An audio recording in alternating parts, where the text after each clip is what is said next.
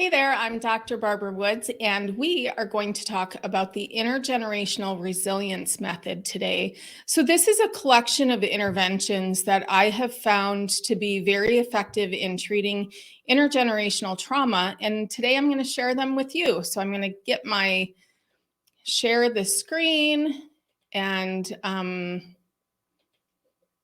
allow you to see the slides. Okay, so the intergenerational resilience method is basically a collection of interventions that are organized in a specific way to create an efficient and effective system that addresses the impacts of intergenerational trauma. Now, it needs to be efficient and effective because a lot of families that are impacted by intergenerational trauma, they've kind of been disempowered for a long time. They sometimes don't believe anything will work. They may have a lot of hopelessness. So we need to get in, support the family, and get them some relief relatively quickly to build momentum and to also build hope for them so that they stay engaged in therapy. They use the strategies that we teach them, and it helps support the whole family. So these are the 4 pillars of the intergenerational resilience method. We have improving regulation, and that's usually in the parent, but it trickles down to the children and teens. We also want to increase the earned secure attachment. So these are all the impacts of intergenerational trauma. So we're directly addressing each of those clusters of impacts. So the earned secure attachment, we want to help get that through the family because intergenerational trauma has a really negative effect on attachment. The next pillar is to support development, and that's pretty much the development in the child and teen, because when there's developmental trauma in childhood, it disrupts development and causes kind of developmental glitches where if they haven't met certain developmental tasks, then it causes problems later on.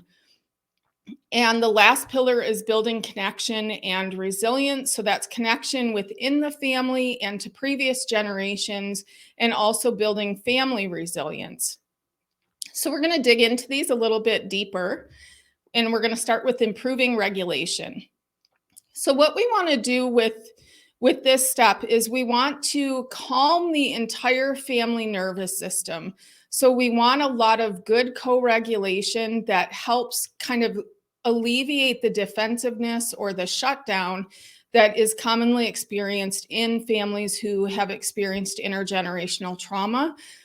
The main way we're going to do this is by supporting the parents' autonomic regulation, teaching them how to self-regulate.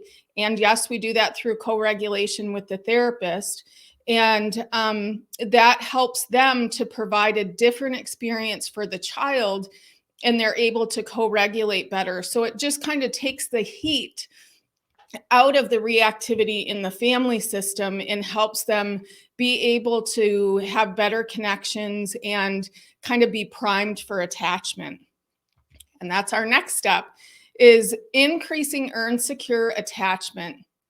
So attachment impacts are one of the most common things with intergenerational trauma, because this is really the core of how trauma passed through generations. It's really how it's passed is through the attachment and that dysregulation.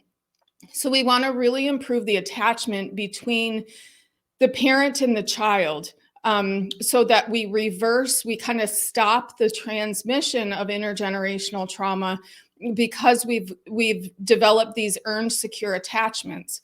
So for people who may not know what earned secure attachment is, there's 4 basic attachment kind of strategies or styles that are they can be flexible and fluid. You may be secure with one person and anxious with another, but those 4 are secure. So that's a person who can withstand separation and come back together, and they have kind of a stability in the relationship. There's an anxious. So this is somebody that would be preoccupied with another person when they're separated. So that's the person that texts all the time when they're separated and kind of needing a lot of reassurance. There's avoidant, which is pretty much they just don't engage. They're kind of aloof. They're hard to connect with. And then there's disorganized, which is kind of, I look at it as a mixture of anxious and avoidant that is kind of like having your foot on the gas and the brake at the same time. So when you're talking about intergenerational trauma, disorganized attachment is really common. You see the other types as well, but this is really kind of the core of how it transmits in the family. So earned secure attachment is when a person has gone from having one of the insecure attachment styles of anxious, avoidant, or disorganized, and they've moved into a more secure type of attachment through a relationship with someone else. So this can be a relationship with a therapist, with an in-law, with somebody who has taken this person kind of under their wing and given them a really positive experience with attachment. And they start to learn these different attachment strategies. So this is what we want to get to our parents through the therapy relationship. And then they learn how to take that into the relationship with their child. And this is what really stops the transmission of intergenerational trauma through the next generation.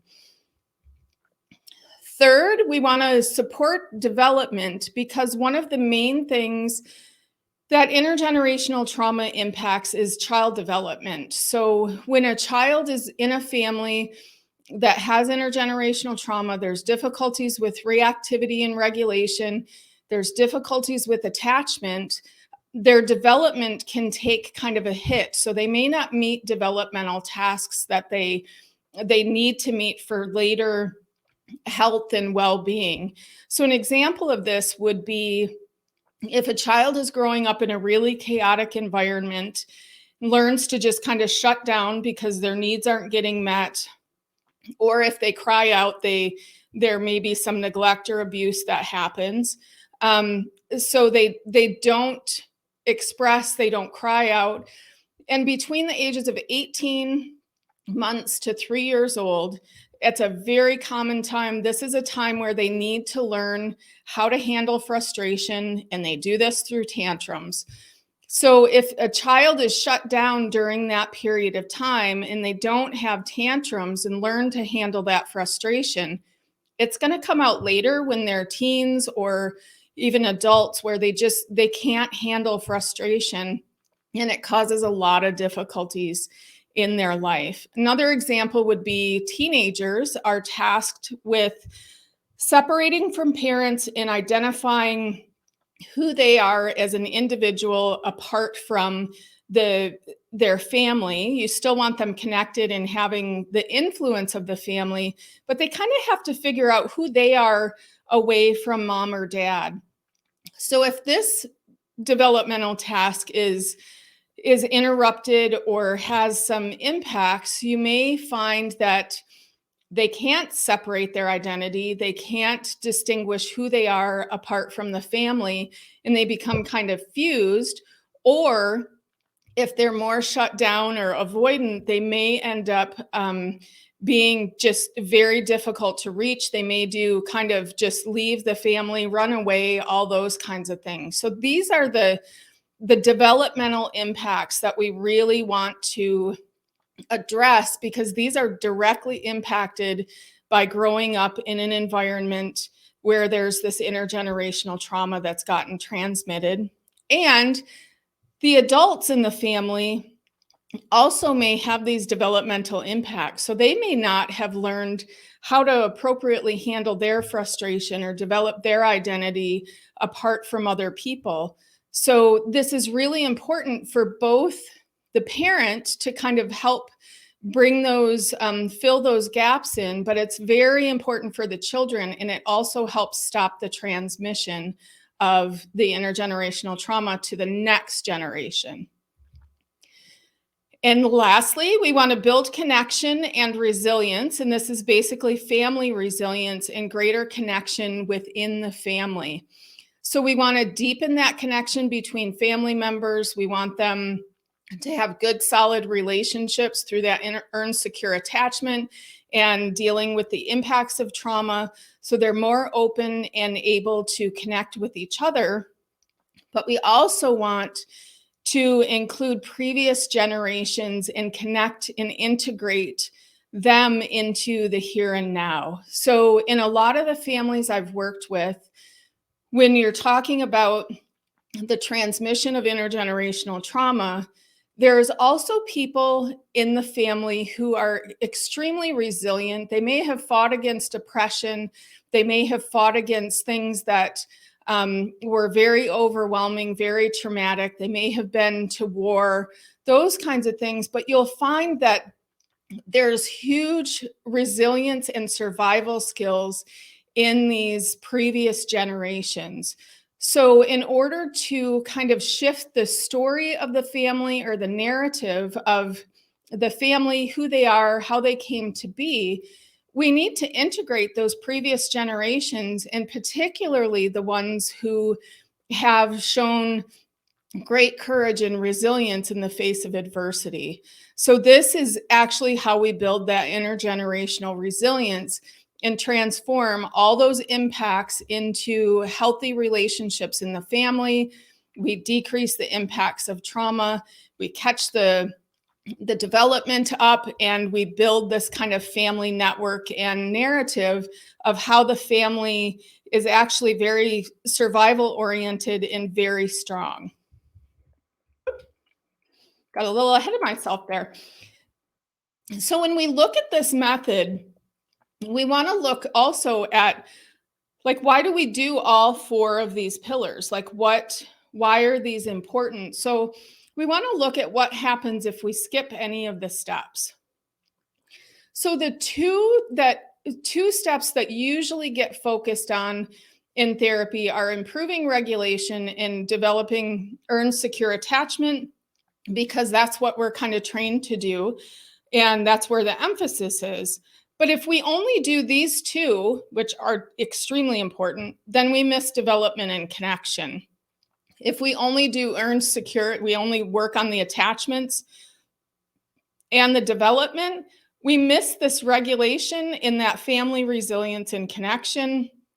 If we support development and build that family resilience and connection, this is not going to work, because you're going to miss out on the regulation and the attachment, which really those two are kind of the foundation of healing intergenerational trauma. If we only have improving the regulation and building connection and resilience, we're going to lose out on the attachment and catching up some of those developmental tasks that maybe were missed or impacted by the trauma. So we're going to dig deeper into what happens if we skip these steps. So if we look at improving regulation and increasing the earned secure attachment, this is basically your foundation for transforming this intergenerational trauma into resilience. We'll have a more regulated family with improved attachments. This is amazing. This is really what they need. But there's still trauma that has affected the children or the teens, and the developmental impacts that will cause difficulties in the parent-child relationship, at school, with behavior. So we really have to address the development as well. And we haven't integrated the family history of resilience and been able to shift that narrative to make it a strengths-based story about how the family has survived through difficult circumstances. So if we only do earned secure attachment, if we work on the attachment with both the parent and the children, and we support the development, we monitor those developmental tasks and make sure we try to get them where they should be, it will, to a degree, improve the attachment between the parent and child, and it'll support the child's development in the eventual resolution of trauma. But we're missing a huge piece, because the family will not have the degree of improved autonomic resilience and regulation that they actually need to really have the full effect of transforming that intergenerational trauma into resilience. And they won't have integrated the previous generation's resilience as well. So we're still missing these big pieces, especially that improved autonomic regulation. So if we support development and build the connection and resilience within the family and that family resilience, we could reduce the impacts of trauma on the child to a degree, but with the attachments won't be addressed. We can support those developmental stages and tasks, but if the parent is highly dysregulated and hasn't developed and earned secure attachment, it's going to be really hard to fully impact those trauma symptoms and to get a true level of healing. And this stage doesn't also, it limits the attachment progress and the healing. So this is also, these are very important, but they're not the full picture. So the last one, if we build connection, work on family resilience, and we improve regulation, we'll have a deeper connection between family members, previous generations.